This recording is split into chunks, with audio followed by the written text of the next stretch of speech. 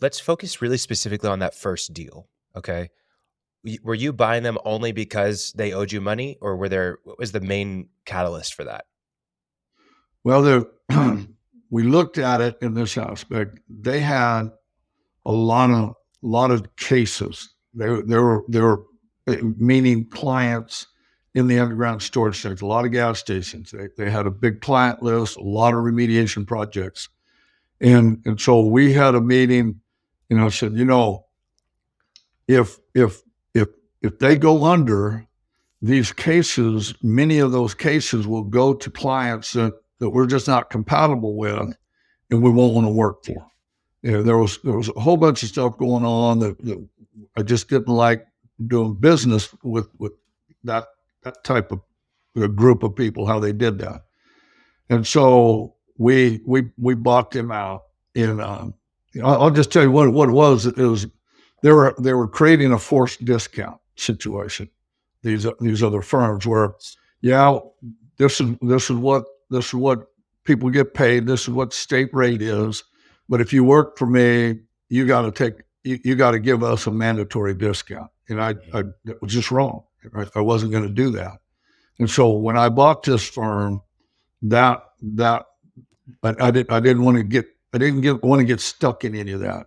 So I terminated that with this firm I even bought. I said, that's not happening.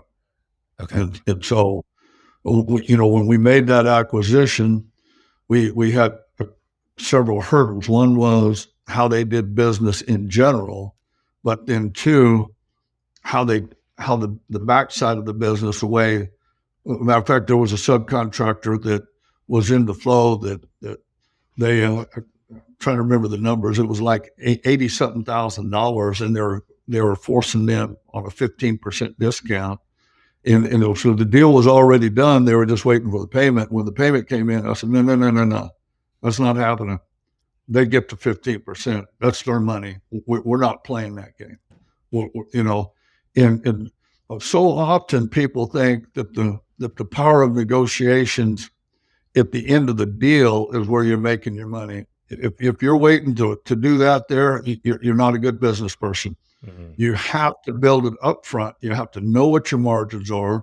You have to have a good plan. You need to know, just like when a project goes out of this Norman office for the field guys, we've got an idea how many hours, how many days that project's going to take, and we monitor that, and we support them to do that.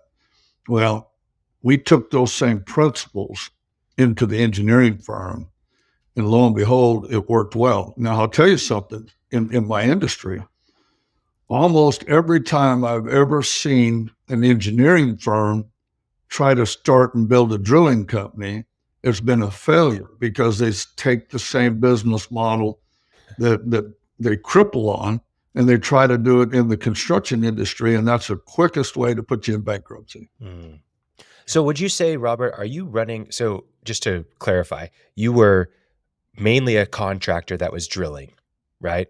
That's correct. And then your first acquisition was actually an engineering firm. That's correct. And so would you say that you already said that just now, that going from engineering to the contracting side of drilling doesn't work.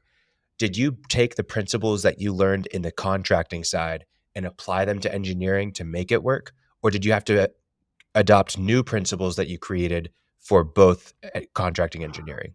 Most of what we did was apply what we learned on the drilling side. Okay. In field services, most of it went directly across. Okay. And there was a lot of pushback. The professionals, they don't like any form of like micromanagement and tight scheduling. They just push back against it. And fortunately, my Tulsa people, Bruce, he's got a bachelor's and a master's in geology, but he had an MBA.